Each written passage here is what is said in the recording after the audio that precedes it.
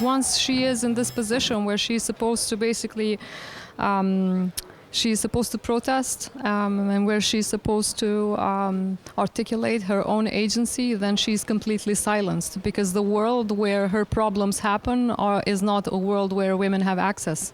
So I was pretty consciously working in creating this landscape of a country that is in continuous construction and transformation.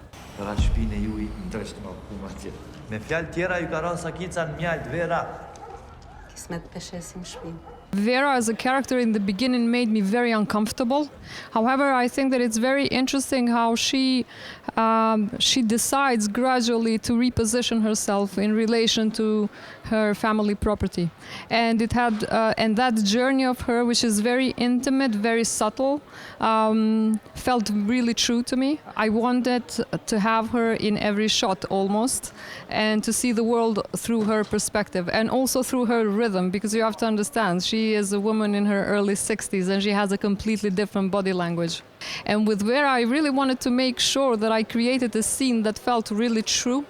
And since the very beginning, this was the key and the climax scene in the film.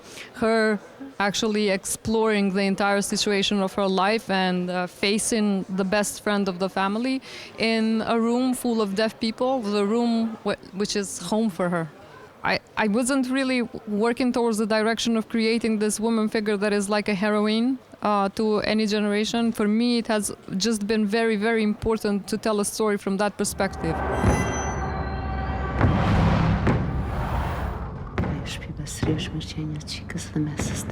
I was actually done with the movie in 2020. And then basically my producers decided that they're not going to release it because it was just a dead year for cinema.